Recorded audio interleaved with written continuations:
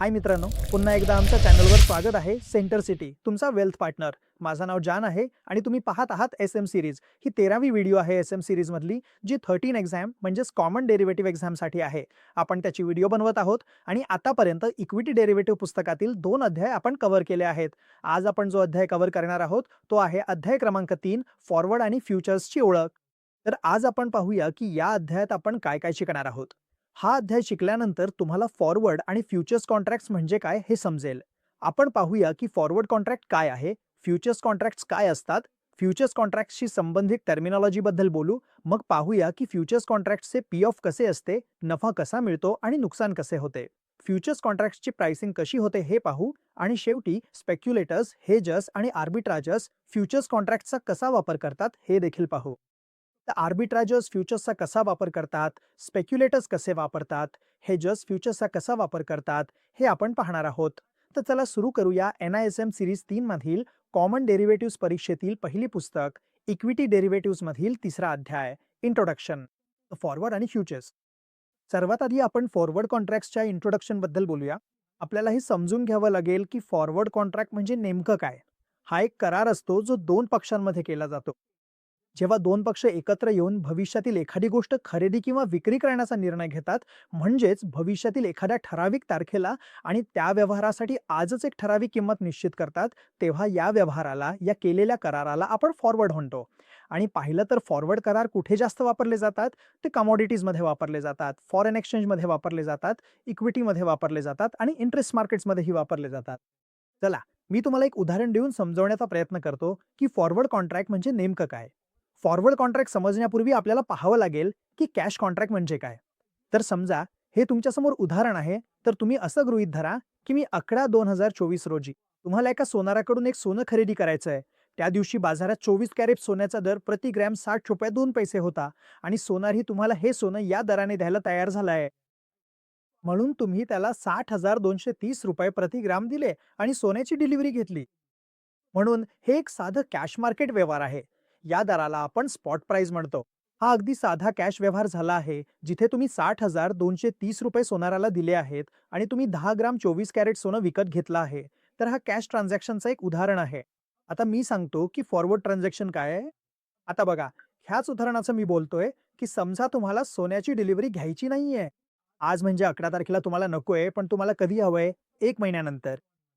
तर गोल्डस्मिथने काय केलंय, तुम्हाला एक किंमत सांगितली आहे ₹62,337 10 ग्राम सोन्याची. कारण तुम्ही 1 महिन्यानंतरची किंमत विचारत आहात आणि तो म्हणतोय की तुम्ही 1 महिन्यानंतरचं विचारत असाल, तर अर्थातच होऊ शकतं की एका महिन्यात किमतीत काही चढ-उतार येतील. पण सोनाराने तुम्हाला 1 महिन्यानंतर किंचित जास्त किंमत सांगितली आहे आणि तुम्ही ती किंमत मान्य केली आहे. म्हणजेच तुम्ही फॉरवर्ड प्राइस घेण्यास तयार झाला आहात आणि मग पुढे व्यवहार होतो. याच्यापुढे या उदाहरणाला आपण म्हणू की तुम्ही फॉरवर्ड कॉन्ट्रॅक्ट घेतलात आणि तुम्ही लाँग फॉरवर्ड आहात. म्हणजे तुम्ही खरेदी केली आहे, म्हणजे लाँग म्हणजेच खरेदी, तर तुम्ही एक लाँग फॉरवर्ड झाला आहात. म्हणजेच या करारात तुम्ही खरेदीची पोझिशन घेतली आहे. जिथे तुम्ही हा करार खरेदी केला आहे. जो सोनार आहे त्याची सोल्ड पोझिशन आहे, म्हणजेच त्याची विक्रीची पोझिशन आहे, त्याची शॉर्ट पोझिशन आहे. आणि सर्वात महत्त्वाची गोष्ट लक्षात ठेवायची म्हणजे आत्तापर्यंत अजून पैसे किंवा सोन्याचा कोणताही देवाण झालेला नाही या टप्प्यावर. आत्तापर्यंत इथे फक्त आणि फक्त पैशांचा किंवा सोन्याचा देवाण झालेला आहे. तुम्ही एका व्यवहारात सहभागी झाला आहात डिलिव्हरीसाठी आणि एका महिन्यानंतर तुम्हाला ₹60,270 10 ग्रॅम सोनं मिळेल. म्हणजेच 10 ग्रॅम सोनं तुम्ही द्याल आणि ₹62,337 तुम्ही एका महिन्यानंतर द्याल. तुमची ही लाँग पोझिशन आहे. येथे गोल्डस्मिथची शॉर्ट पोझिशन तयार झाली आहे. आता काय होतंय? इथे 1 महिन्यानंतर तुम्ही आलात आणि तुम्ही गोल्डस्मिथला पैसे दिले ₹62,337 आणि तुम्ही 10 ग्रॅम सोनं घेतलं आहे. जसं की कराराचा एक भाग होता, म्हणून हे एक फॉरवर्ड कॉन्ट्रॅक्ट आहे, जिथे दोन्ही पक्षांना कॉन्ट्रॅक्ट पूर्ण करावाच लागतो. मग अंडरलाईनच्या किमतीची किंमत काहीही असो डिलिव्हरीच्या वेळी. म्हणजे असं म्हणायचंय की डिलिव्हरीच्या वेळी सोन्याची किंमत काहीही असली तरी तो तुम्हाला 10 ग्रॅम सोनं देईल 60,200-337 या किमतीवर आणि तुम्हालाही त्याच किमतीवर त्याच्याकडून 10 ग्रॅम सोनं घ्यावं लागेल. हे म्हणजे फॉरवर्ड कॉन्ट्रॅक्टचं प्रेम आहे. आशा आहे की तुम्हाला हे समजलं असेल. मी फीचर्सबद्दल बोलतोय की आवश्यक फीचर्स कोणती आहेत? फॉरवर्ड कॉन्ट्रॅक्ट्सचे हे प्रश्न येतात, खूप प्रश्न येत असतात परीक्षेत. म्हणून हा करार 2 पक्षांमध्ये होतो. दोन पक्षांमध्ये करार होईल आणि सर्व अटी जसे की किंमत, प्रमाण, मूळ वस्तूची गुणवत्ता, डिलिव्हरीचा वेळ, सेटलमेंटची प्रक्रिया हे सगळं आधीच ठरवलेलं असतं. ज्या दिवशी तुम्ही करारात प्रवेश करता त्या दिवशी. ज्या दिवशी तुम्ही करारात प्रवेश करता त्या दिवशी या सगळ्या गोष्टी आधीच ठरलेल्या असतात. म्हणजेच फॉरवर्ड हा द्विपक्षीय ओव्हर द काउंटर व्यवहार असतो. म्हणजे हा ओटीसी व्यवहार आहे, ओव्हर द काउंटर व्यवहार आहे. बरोबर आहे ना? इथे कोणताही स्टॉक एक्सचेंज सहभागी नाही. म्हणजे या शुद्ध फॉरवर्ड करारांमध्ये. इथे स्टॉक एक्सचेंज सहभागी नाही. आता आपण फॉरवर्ड्सच्या मुख्य मर्यादांबद्दल बोलूया. फॉरवर्ड करारांच्या काही मर्यादा आहेत. पहिली म्हणजे लिक्विडिटी रिस्क. तर इथे एक लिक्विडिटी रिस्क आहे. लिक्विडिटी म्हणजे काय? म्हणजे मार्केटमधील सहभागी व्यक्तींना इच्छित प्रमाणात अंडरलाईंग मालमत्तेची खरेदी किंवा विक्री करण्यास असमर्थता. म्हणजे असं म्हणायचं आहे, की जेव्हा तुम्ही ठराविक प्रमाणात अंडरलाईंग मालमत्तेची खरेदी किंवा विक्री करू शकत नाही, जिथे ही असमर्थता आहे, तिथे याला लिक्विडिटी रिस्क म्हणतात. आणि कारण हे सगळे फॉरवर्ड्स टेलर मेड करार असतात आणि टॉम कराराची अट आधीच ठरवलेली असते. म्हणूनच सामान्यतः पाहिलं जातं, की इतर बाजारातील सहभागी त्यात सहभागी होऊ इच्छित नाहीत. म्हणून फॉरवर्ड हे लिस्टेड करार नाहीत. त्यांची कोणतीही यादी नाही. एक्सचेंजवर लिस्ट केलेले नाहीत. त्यामुळे इतर बाजारातील सहभागींसाठी हे करार सहजपणे मिळवणं थोडं कठीण होतं. बरोबर आहे का? म्हणून इथे लिक्विडिटीचा प्रश्न आहे. हे टेलर मेड करार आहेत आणि एक्सचेंजवर उपलब्ध नाहीत. त्यामुळे इथे थोडी लिक्विडिटीची अडचण येते. म्हणूनच कधी-कधी असं होतं, की पार्टींसाठी हे खूपच कठीण होऊन जातं. म्हणून फॉरवर्ड करारातून कराराची मुदत पूर्ण होण्यापूर्वी बाहेर पडणे. म्हणजे कराराची मुदत पूर्ण होण्यापूर्वी तुम्हाला बाहेर पडायचं असेल, तर तुम्ही बाहेर पडू शकत नाही. इथे लिक्विडिटीचा प्रश्न आहे आणि हे खूप मोठं मर्यादन आहे. फॉरवर्डच्या बाबतीत बोलायचं झाले तर आता आपण काउंटर पार्टी रिस्कबद्दल बोलूया. पहा, काउंटर पार्टी रिस्क म्हणजे काय? तर तुम्ही आज करार केला आहे, पण समोरची पार्टीच मागे हटली आहे. आणि त्यावेळी जेव्हा सोन्याची डिलिव्हरी होणार होती, समोरच्या पार्टीने तुम्हाला सोने दिलं नाही किंवा उलट तुम्हीच ते घ्यायला पोहोचलात नाही. म्हणून काउंटर पार्टी रिस्क फॉरवर्ड करारांमध्येही असतो. आता आपण फ्युचर करारांबद्दल बोलूया. फ्युचर करार म्हणजे काय? चला समजून घेऊया. पहा, फ्युचर करार का तयार केले गेले? तर फॉरवर्डच्या मर्यादा ओलांडण्यासाठी.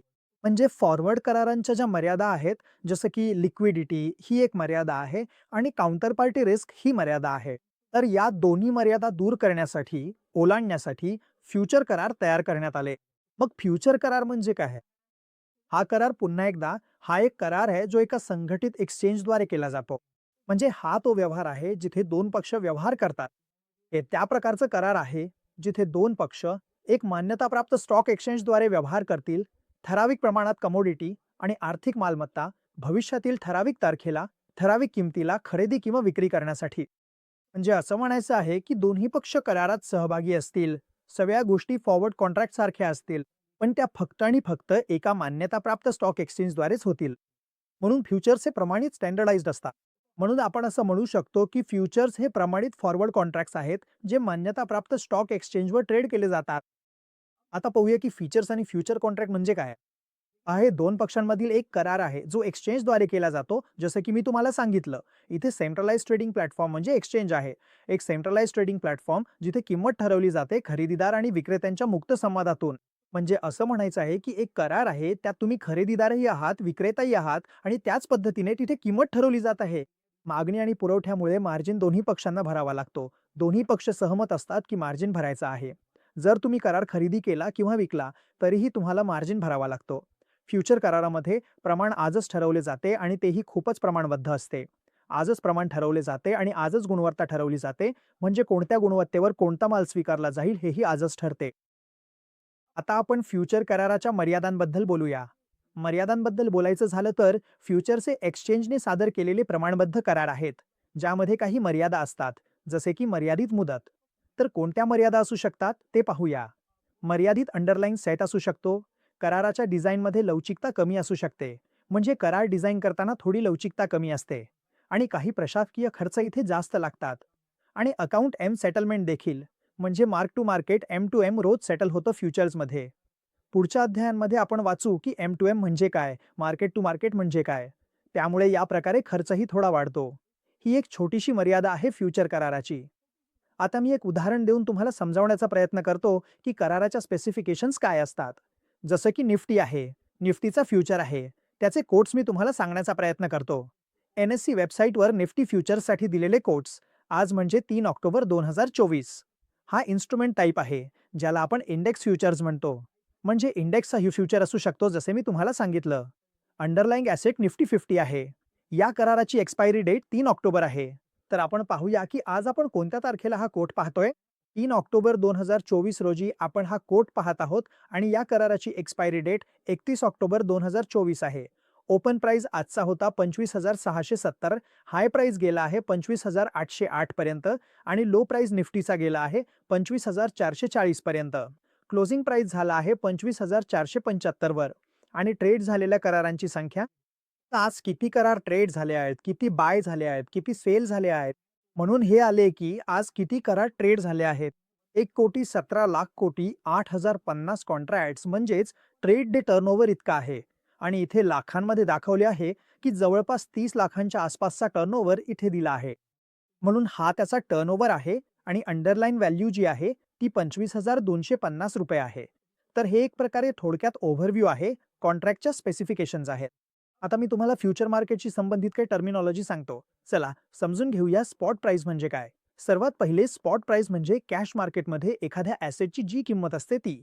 म्हणजे कॅश मार्केटमध्ये कोणत्याही ॲसेटची जी किंमत आहे तिला आपण स्पॉट प्राइस म्हणतो. निफ्टीचा स्पॉटमध्ये काय प्राइस चालू आहे, निफ्टीचा कॅशमध्ये काय प्राइस आहे, तर त्याला आपण स्पॉट म्हणू.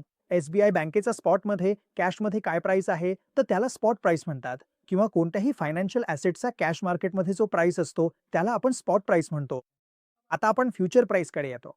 पहा, जे प्राइस आणि फ्युचर कॉन्ट्रॅक्ट फ्युचर मार्केटमध्ये असतात, तर फ्युचर मार्केट म्हणजे मी तुम्हाला सांगितलं होतं की 11 महिन्याचा जो कॉन्ट्रॅक्ट आहे त्या विशिष्ट मालमत्तेचा सध्या काय भाव चालू आहे तो फ्युचर प्राइस होईल. कॉन्ट्रॅक्ट सायकल म्हणजे ज्या कालावधीत कॉन्ट्रॅक्ट पसरतो तर तो किती महिन्यांचा कॉन्ट्रॅक्ट आहे ते म्हणजे कॉन्ट्रॅक्ट सायकल झाली. तुमचा एक्सपायरेशन डे म्हणजे तो दिवस ज्या दिवशी डेरिव्हेटिव्ह कॉन्ट्रॅक्ट अस्तित्वात राहणं थांबतं, तोच त्या कॉन्ट्रॅक्टचा शेवटचा ट्रेडिंग डे असतो. म्हणजे हा शेवटचा ट्रेडिंग डे कॉन्ट्रॅक्टचा असतो, जिथे डेरिव्हेटिव्ह कॉन्ट्रॅक्ट त्या दिवशी संपतो म्हणजे एक्सपायर होतो.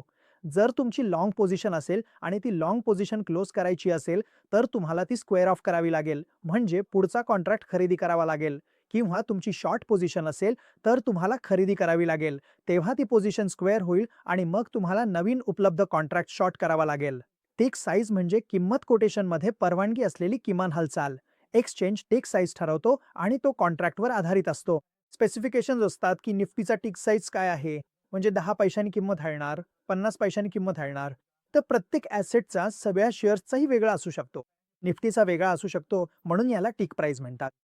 आता आपण कॉन्ट्रॅक्ट साईज आणि कॉन्ट्रॅक्ट व्हॅल्यू बद्दल बोलूया. पहा, फ्युचर कॉन्ट्रॅक्ट्स हे लॉट्समध्ये ट्रेड केले जातात. जे फ्युचर कॉन्ट्रॅक्ट्स असतात ते लॉट्समध्ये ट्रेड होतात आणि कॉन्ट्रॅक्ट व्हॅल्यू काढण्यासाठी आपल्याला किंमत, कॉन्ट्रॅक्ट मल्टिप्लायर आणि लॉट साईज यांचा गुणाकार करावा लागतो. म्हणजे असं म्हणायचं आहे की आज जर मी बोललो तर SBI कॅश मार्केटमध्ये 1,000 रुपयांना चालू आहे आणि जर मी तुम्हाला सांगितलं की SBIचा जो फ्युचर आहे, 1 महिन्यानंतरचा फ्युचर, त्याचा प्राइस 1,010 रुपये आहे. पण त्यात 1,000चा लॉट आहे, म्हणजे 1,000 शेअर्स त्यात घेतले जातील. तर हा लॉट साईज असतो इथे. म्हणजे असं म्हणायचं आहे की जर तुम्हाला SBI फ्युचर घ्यायचं असेल, तर तुम्हाला SBIचे 1,000 शेअर्स घ्यावे लागतील, म्हणजे 1,000चा लॉट झाला. आणि हा लॉट साईज कितीचा असावा हे सेबी ठरवतं. आता आपण बेसिस बद्दल बोलूया. पहा, स्पॉट प्राइस आणि फ्युचर प्राइस यामधील फरकाला बेसिस म्हणतात. स्पॉट प्राइस आणि फ्युचर प्राइस या दोन्हीमध्ये एका आर्थिक मालमत्तेचा फरक असू शकतो. सामान्यतः फ्युचर प्राइस थोडा जास्त असतो. स्पॉट प्राइस म्हणजेच या फरकाला बेसिस म्हणतात आणि या संदर्भात प्रश्न येऊ शकतो. त्यामुळे हे लक्षात ठेवण्यासारखे आहे. जर फ्युचर प्राइस स्पॉट प्राइसपेक्षा जास्त असेल, तर जसं मी आत्ताच SBIचं उदाहरण दिलं, की SBI कॅश मार्केटमध्ये 1,000 रुपये चालू आहे, पण फ्युचर मार्केटमध्ये 1,010 रुपये म्हणजेच 10 रुपये जास्त चालू आहे. म्हणून अशा परिस्थितीत जर फ्युचर प्राइस स्पॉट प्राइसपेक्षा जास्त असेल, तर त्या संपत्तीचा बेसिस निगेटिव्ह असतो. मग आपण त्या बेसिसला काय म्हणू? जर फ्युचर प्राइस जास्त असेल, तर आपण बेसिसला निगेटिव्ह म्हणू आणि त्याचप्रमाणे जर स्पॉट प्राइस जास्त असेल, जर स्पॉट प्राइस फ्युचर प्राइसपेक्षा जास्त असेल, तर त्या संपत्तीचा बेसिस पॉझिटिव्ह असतो. धान साठवण्याबद्दल बोलायचं आहे आणि हे प्रश्न परीक्षेत वारंवार विचारले जातात, म्हणून तुम्हाला हे थोडं वाचावं लागेल. आता आपण कॉस्ट ऑफ कॅरीबद्दल बोलूया. हां, कॉस्ट ऑफ कॅरी म्हणजे काय? हे म्हणजे फ्युचर प्राइस आणि स्पॉट प्राइस यांच्यातील नातं आहे. सोप्या भाषेत सांगायचं तर फ्युचर प्राइस आणि स्पॉट प्राइस यांच्यातील हे नातं आपल्याला कॉस्ट ऑफ कॅरी सांगते. म्हणून हे स्टोरेज कॉस्ट, त्यावर दिलेले व्याज, फायनान्ससाठी दिलेले पैसे आणि डिलिव्हरीपर्यंतची कॅरी यांचा विचार करते. म्हणजे सांगायचा अर्थ असा आहे, जेव्हा कमोडिटी मार्केटमध्ये आपण कॉस्ट ऑफ कॅरी पाहतो, ती मुख्यतः कमोडिटी मार्केटमध्ये दिसते. म्हणजे आपण डिलिव्हरीपर्यंत कॅरी करण्यासाठी जे व्याज दिलं आहे, ते यात धरलं जातं. हे झालं प्लस आणि त्यातून वजा केलं जातं. होल्डिंग पिरियडमध्ये मिळणाऱ्या उत्पन्नावर म्हणजे त्या विशिष्ट होल्डिंग पिरियडमध्ये तुम्हाला जी उत्पन्न मिळाली आहे, ती तुम्ही वजा कराल. आणि इक्विटी डेरिव्हेटिव्हसाठी कॅरिंग कॉस्ट म्हणजे खरेदीसाठी घेतलेल्या कर्जावर दिलेले व्याज, त्यातून डिव्हिडंड वजा कराल. म्हणून इक्विटी डेरिव्हेटिव्हमध्ये तुमची कॅरिंग कॉस्ट काय ठरेल? म्हणजे खरेदीसाठी घेतलेल्या फिनान्ससाठी तुम्ही जे व्याज दिलं आहे ते आणि त्यातून डिव्हिडंड वजा केलं जाईल. तर फायनान्शियल डेरिव्हेटिव्हमध्ये हे असं प्रकारे होईल. आता मी एक उदाहरण घेऊन समजावण्याचा प्रयत्न करतो, की एका शेअरची किंमत आहे जी सध्या कॅश मार्केटमध्ये ₹100 आहे आणि एका व्यक्तीला तो खरेदी करायचा आहे, पण त्याच्याकडे पैसे नाहीयेत. त्या परिस्थितीत तो व्यक्ती ₹100 6% दराने उधार घेऊ शकतो. म्हणून फ्युचर मार्केटमध्ये हा व्यवहार मार्जिनवर चालतोय. सगळा व्यवहार तसाच. म्हणजे या केसमध्येही 6% मार्जिन आहे आणि त्याने ₹100 6% मार्जिनवर घेतले आहेत. तर एका अर्थाने त्याने ₹100 उधार घेतले आहेत. 6% दराने. समजा की तो हा शेअर एक वर्षभर ठेवतो आणि अशीच अपेक्षा आहे की कंपनी 200% डिव्हिडंड आणि फेस व्हॅल्यू देईल. आता तो एका वर्षात 6% देतोय, पण त्याला 2% डिव्हिडंडही मिळतंय. मग याची नेट कॉस्ट ऑफ कॅरी काय झाली? व्याज दिले, डिव्हिडंड मिळाले. तर 6% व्याज दिले आहे, त्यातून 2% डिव्हिडंड वजा केला, म्हणजे कॉस्ट ऑफ कॅरी झाली ₹4. त्यामुळे ब्रेक इव्हन फ्युचर प्राइस त्यासाठी किती असायला हवं? 100 अधिक ₹4, कारण ₹4 ची त्याची कॉस्टिंग येते इथे. म्हणून हे लक्षात घेणं महत्त्वाचं आहे, की कॉस्ट ऑफ कॅरी वेगवेगळ्या सहभाग्यांसाठी वेगळी असू शकते. म्हणजे वेगवेगळ्या सहभाग्यांची कॉस्ट ऑफ कॅरी वेगळी असू शकते. इथे बघा, मार्जिन अकाउंट म्हणजे काय? मार्जिन अकाउंट एक्सचेंज सेटलमेंटसाठी, काही ट्रेड सेटल करण्यासाठी आणि स्वतःला सुरक्षित ठेवण्यासाठी किंवा कोणत्याही काउंटर पार्टीच्या डिफॉल्टपासून वाचवण्यासाठी असतो. ब्रोकरकडून एक मार्जिन चार्ज केला जातो आणि ब्रोकर्स मग काय करतात? ते देखील मार्जिन चार्ज करतात आपल्या कस्टमर्सकडून. तर हा मार्जिन अकाउंट असतो. ब्रोकर एक्सचेंजकडून मार्जिन चार्ज करतो आणि ब्रोकर आपल्या कस्टमरकडूनही मार्जिन चार्ज करतो. जसं की मी उदाहरण दिलं होतं. याआधी दिलेल्या उदाहरणात मी तुम्हाला सांगितलं होतं, तर या प्रकारे या गोष्टी काम करतात. Initial margin. आता इनिशियल मार्जिन म्हणजे काय? तर जे आपल्याला फ्युचर कॉन्ट्रॅक्टमध्ये प्रवेश करताना मार्जिन अकाउंटमध्ये जमा करावं लागतं. जेव्हा आपण कोणत्याही फ्युचर कॉन्ट्रॅक्टमध्ये जातो, तेव्हा आपल्याला कॉन्ट्रॅक्टची पूर्ण किंमत द्यावी लागत नाही. आपल्याला फक्त एक छोटं मार्जिन द्यावं लागतं. जसं की मी तुम्हाला एस-बी-आयचं उदाहरण दिलं होतं, की एस-बी-आयचा सध्याचा भाव ₹1000 आहे. तर तुम्हाला 100 शेअर्स खरेदी करायचे असतील, तर ₹1,00,000 द्यावे लागतील. पण जर मी असं सांगितलं, की तुम्हाला एक फ्युचर खरेदी करायचं आहे, ज्याचा लॉट साइज 100 आहे आणि त्यासाठी तुम्हाला एकूण कॉन्ट्रॅक्ट व्हॅल्यूच्या 10% मार्जिन द्यावं लागेल, तर एकूण कॉन्ट्रॅक्ट व्हॅल्यू देखील 1,00,000च आहे.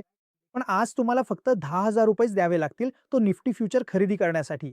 म्हणजे एका प्रकारे तुमचं मार्जिन 10% आहे. म्हणजेच ₹10,000 देऊन तुम्ही ₹1,00,000च्या कॉन्ट्रॅक्ट व्हॅल्यूचा एस-बी-आयचा शेअर खरेदी करू शकता किंवा तो शॉर्टही करू शकता, म्हणजे विकू शकता आणि 1 महिन्यासाठी पोझिशनमध्ये राहू शकता.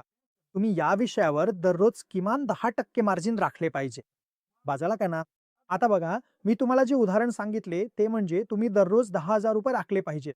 जर किमान 10% मार्जिन असेल तर काय होईल? एम-टू-एम म्हणजे काही नाही. एम-टू-एम म्हणजे मार्क टू मार्केट. म्हणजे आज तुम्हाला किती नफा किंवा तोटा झाला, त्याला मार्क टू मार्केट म्हणतात. ओपन इंटरेस्ट आणि ट्रेड केलेली व्हॉल्यूम. तर ओपन इंटरेस्ट म्हणजे काय? हा एकूण किती कॉन्ट्रॅक्ट्स बाकी आहेत जे सेटल करायचे आहेत. ओपन इंटरेस्ट तुमच्या खरेदीमध्येही असू शकतात, विक्रीमध्येही असू शकतात. हे ते ओपन कॉन्ट्रॅक्ट्स आहेत जे अजूनही बाकी आहेत, जे स्क्वेअर ऑफ केलेले नाही आहेत. आणि व्हॉल्यूम क्रेडिट म्हणजे एकूण व्हॉल्यूम. जर मी बोललो खरेदी आणि विक्री मिळून, तर एकूण व्हॉल्यूम किती होतंय, त्याला व्हॉल्यूम ट्रेडेड म्हणतात.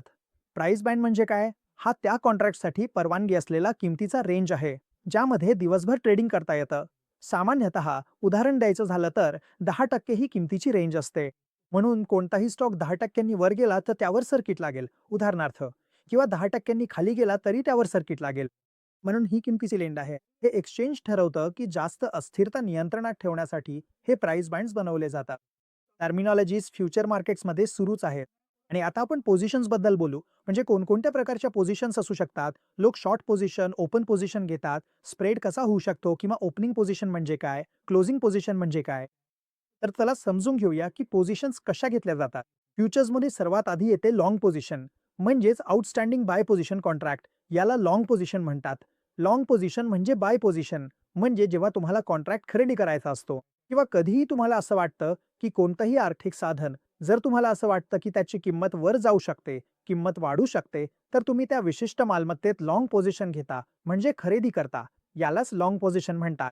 आणि जर तुम्हाला असं वाटत असेल की हा विशिष्ट शेअरचा किंमत किंवा इंडेक्सची किंमत म्हणजेच जी काही अंडरलाईंग मालमत्ता आहे तिची किंमत खाली जाऊ शकते, घसरू शकते, तर तुम्ही त्यात शॉर्ट पोझिशन देखील घेऊ शकता. तर फ्युचर्समध्ये 2 प्रकारे पैसे कमावता येतात. तुम्ही किंवा तर खरेदी करून विक्री करा, किंमत वाढली तर तुम्हाला नफा होईल.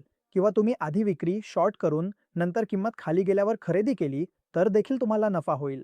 हे 2 प्रकारचे व्यवहार केले जातात. खरेदी करून वर विक्री केली तर नफा होईल. विक्री शॉर्ट करून नंतर पुन्हा खाली खरेदी केली, तर त्याला शॉर्ट पोझिशन म्हणतात. आणि ते स्क्वेअर ऑफ करताना खाली खरेदी करावी लागते. त्या किमतीतील फरक म्हणजेच तुमचा नफा होतो. यालाच आपण शॉर्ट पोझिशन म्हणतो. जेव्हा तुम्ही कॉन्ट्रॅक्ट शॉर्ट करता म्हणजे विकता, तेव्हा त्याला शॉर्ट पोझिशन म्हणतात. आता आपण ओपन पोझिशन बद्दल बोलूया. तर बघा, जेव्हा कोणत्याही वेगवेगळ्या डेरिव्हेटिव्ह कॉन्ट्रॅक्टमध्ये तुमची ओपन पोझिशन किती आहे हे पाहायचं असेल, तर समजा तुम्ही 11 डेरिव्हेटिव्ह कॉन्ट्रॅक्ट घेतले होते, त्यातले 4 बँकेचे होते आणि 3 तुम्ही विकले. तर तुमची ओपन पोझिशन कितीची राहील? 1 ची राहील.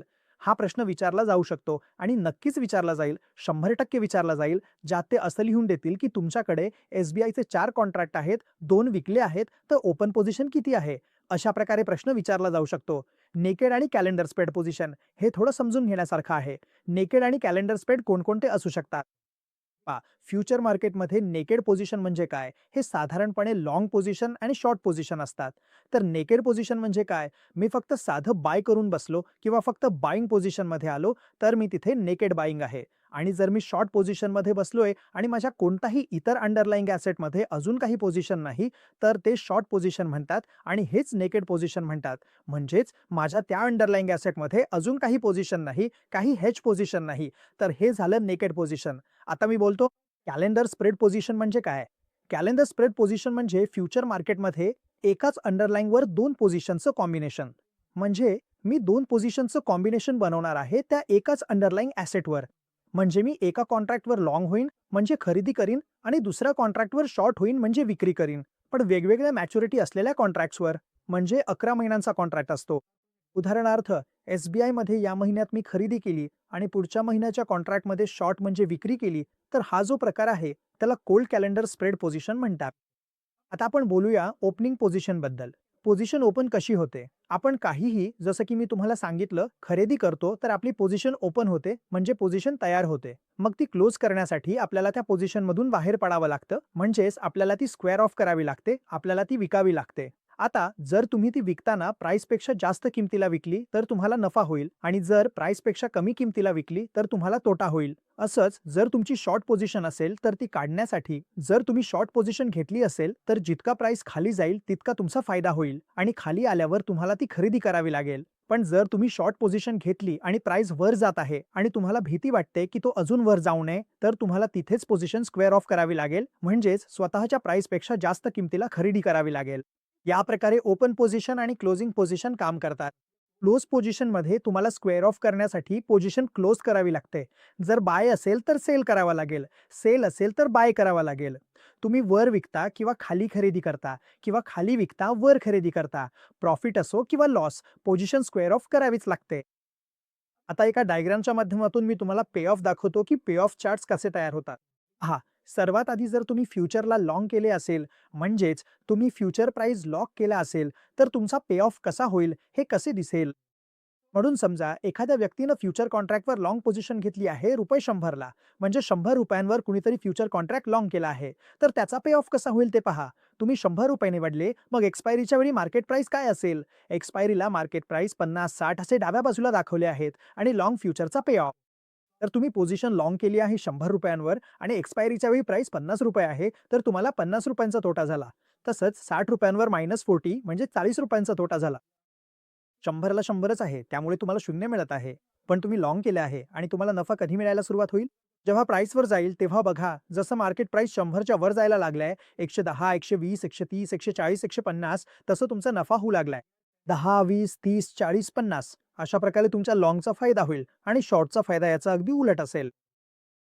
आता मी तुम्हाला टेबलद्वारे दाखवणार आहे की फॉरवर्ड आणि फ्युचर्स मधला फरक काय आहे. बघा तुमच्या स्क्रीनवर आला आहे. हा आहे फॉरवर्ड आणि फ्युचर्स मधला फरक. फ्युचर्सचे जे फ्युचर्स आहेत, फॉरवर्ड कॉन्ट्रॅक्ट म्हणजे काय आणि फ्युचर कॉन्ट्रॅक्ट म्हणजे काय? ऑपरेशनल मेकॅनिझममध्ये फॉरवर्ड कॉन्ट्रॅक्ट ट्रेड एक्सचेंज आणि फ्युचर ट्रेड एक्सचेंज यांचा विचार केला तर कॉन्ट्रॅक्टची स्पेसिफिकेशन आणि टर्म्स ऑफ कॉन्ट्रॅक्ट पूर्णपणे टेलर मेड असतात, म्हणजेच सहभागींच्या गरजेनुसार बनवलेले असतात फॉरवर्ड कॉन्ट्रॅक्टमध्ये. फ्युचर्समध्ये मात्र सर्व गोष्टी स्टँडर्डाइज्ड असतात. एक्सचेंज सर्व काही ठरवतो आणि किमतीशिवाय इतर सर्व टर्म्स आधीच फिक्स असतात. काउंटर पार्टी रिस्क फॉरवर्ड कॉन्ट्रॅक्टमध्ये असतो, पण फ्युचर्समध्ये काउंटर पार्टी रिस्क नसतो, कारण तो ऑर्गनाइज स्टॉक एक्सचेंजवर असतो आणि तिथे गॅरंटी असते. फॉरवर्ड कॉन्ट्रॅक्ट्समध्ये लिक्विडिटी कमी असते, पण फ्युचर कॉन्ट्रॅक्ट्समध्ये लिक्विडिटी जास्त असते. तुम्ही कधीही एंटर करू शकता, कधीही एक्झिट करू शकता. प्राइस डिस्कव्हरी फॉरवर्ड कॉन्ट्रॅक्टमध्ये तितकी इफिशियंट नसते, कारण मार्केट विखुरलेली आणि स्कॅटर्ड असते. पण फ्युचर्समध्ये प्राइस डिस्कव्हरी खूपच सोपी असते, कारण एक स्टँडर्डाइज ट्रेडिंग प्लॅटफॉर्म असतो जो बायर आणि सेलरला एकत्र येण्यास मदत करतो. ते आपला प्राइस ठेवतात, बायर आणि सेलर दोघंही आपापला प्राइस ठेवतात आणि अशा प्रकारे तिथे प्राइस डिस्कव्हरी होते. माहितीची गुणवत्ता आणि तिचे प्रसारणही चांगले असते. पहा, तिथे माहितीची गुणवत्ता कदाचित कमी असू शकते आणि माहिती मिळण्याचा वेगही खूपच मंद असतो. पण फ्युचरचे संपूर्ण देशभर ट्रेड केले जातात आणि जरी थोडीशी संबंधित माहिती असली तरी ती लगेच पसरवली जाते. म्हणून फ्युचर्स कॉन्ट्रॅक्टमध्ये तुमची कोणतीही सार्वजनिक माहिती लगेच त्या किमतीत समाविष्ट होते. आता आपण फ्युचर्सच्या प्राइसिंगबद्दल बोलूया. म्हणजे फ्युचर्सची किंमत कशी ठरवली जाते. पहा, फ्युचर प्राइसिंग म्हणजे काय? फ्युचर कॉन्ट्रॅक्टची किंमत ही त्या अंडरलाईंग ॲसेटच्या वैशिष्ट्यांवर अवलंबून असते. म्हणजे ज्या ॲसेटवर हा कॉन्ट्रॅक्ट आधारित आहे, त्या ॲसेटची वैशिष्ट्ये काय आहेत यावर ती ठरते. म्हणून फ्युचर कॉन्ट्रॅक्टची किंमत ठरवण्यासाठी एकच पद्धत नाही, कारण वेगवेगळ्या मागणी आणि पुरवठ्याचे पॅटर्न्स असतात. वेगवेगळ्या आर्थिक मालमत्तांमध्ये आणि त्यांच्या वैशिष्ट्यांमध्ये फरक असू शकतो. कॅश फ्लो वेगळे असू शकतात. त्यामुळे एकच पद्धत डिझाइन करणे किंवा फ्युचर कॉन्ट्रॅक्टच्या किमती कॅल्क्युलेट करणे थोडं कठीण होतं.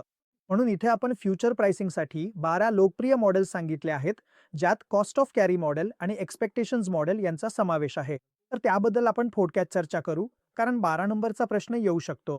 तर आधी आपण cash and carry model for future pricing बद्दल बोलू, ज्याला cost of carry model for future pricing म्हणतात. त्याच्या अझम्पशन्सही पाहू. तर हे कॉस्ट ऑफ कॅरी मॉडेल म्हणजे काय? ते नो आर्बिट्राज मॉडेल म्हणूनही ओळखले जातं. म्हणजे या नो आर्बिट्राज मॉडेलचा अर्थ असा की आर्बिट्राजिंग म्हणजे काय? एखाद्या विशिष्ट शेअरचा जेव्हा दोन एक्सचेंजमध्ये किमतीत फरक असतो, त्या किमतीच्या फरकावरून नफा मिळवण्यासाठी जे ट्रेड केले जातात त्याला आर्बिट्राज म्हणतात. आर्बिट्राजची संधी दोन स्पॉट किमतींमध्ये किंवा फ्युचर किमतींमध्ये तसेच एका स्पॉट किमतीपासून दुसऱ्या फ्युचर किमतीपर्यंत देखील असू शकते. म्हणून जे लोक आर्बिट्राज करतात ते किंमत फरकाचा फायदा घेण्यासाठी ट्रेड करतात. एका मार्केटमध्ये खरेदी करून दुसऱ्या मार्केटमध्ये विक्री करतात आणि एक्सपायरीच्या वेळी पोझिशन स्क्वेअर ऑफ करतात. यात 5-10 पैशांचा फरक असू शकतो. उदाहरणार्थ, SBI NSEवर 1,000 रुपयांना ट्रेड होत असेल, पण BSEवर 1,000 रुपयांना ट्रेड होत असेल. 10 पैसे, म्हणून हे 10 पैशांचे फायदे घेण्याचा आर्बिट्राज करणारे लोक प्रयत्न करतात. याला आपण आर्बिट्राज म्हणतो. म्हणून सर्वात आधी कॉस्ट ऑफ कॅरी मॉडेल समजून घेण्यापूर्वी आपल्याला हे आर्बिट्राज समजणे खूप गरजेचे आहे. आता आपण येतो कॉस्ट ऑफ कॅरी मॉडेलकडे. कॉस्ट ऑफ कॅरी मॉडेल काय सांगतो? तो सांगतो की हे नो आर्बिट्राज मॉडेल आहे. हा मॉडेल असं गृहीत धरतो की एफिशियंट मार्केटमध्ये आर्बिट्राजची संधी अस्तित्वात राहू शकत नाही. दुसऱ्या शब्दात, ज्या क्षणी मार्केटमध्ये मिसप्राइसिंगमुळे पैसे कमवण्याची संधी निर्माण होते. म्हणजेच जसं हे म्हटलं जातं की जर कधी अशी संधी आली जिथे मार्केटमध्ये मिसप्राइसिंग करता येईल, तर आर्बिट्राजर्स काय करतील? ते प्रॉफिट कमवायला सुरुवात करतील आणि अशा संधी हळूहळू संपून जातील. ही ट्रेडिंग चालू राहते जोपर्यंत प्राइसेस सर्व प्रॉडक्ट्स आणि मार्केटमध्ये जे रेप्लिकेटिंग ॲसेटसाठी आहेत एकसारख्या होत नाहीत. म्हणजेच ज्या क्षणी या मार्केटमध्ये अशा संधी येतात तेव्हा आर्बिट्रायझर्स त्या मिसप्राइसिंगचा फायदा घेण्यास सुरुवात करतात आणि फ्युचर पोझिशन तयार करण्याचा खर्च आहे. तर आता फ्युचर कॉन्ट्रॅक्टचा खर्च म्हणजेच फेअर प्राइस काय आहे? फ्युचर कॉन्ट्रॅक्टचा फेअर प्राइस म्हणजे काही वेगळं नाही, तर तो इंटरलिंक्ड ॲसेटचा स्पॉट प्राइस आणि त्या ॲसेटला डिलिव्हरीपर्यंत ठेवण्याचा खर्च या दोन्हीची बेरीज आहे. तर कॉस्ट ऑफ कॅरी म्हणजे काय?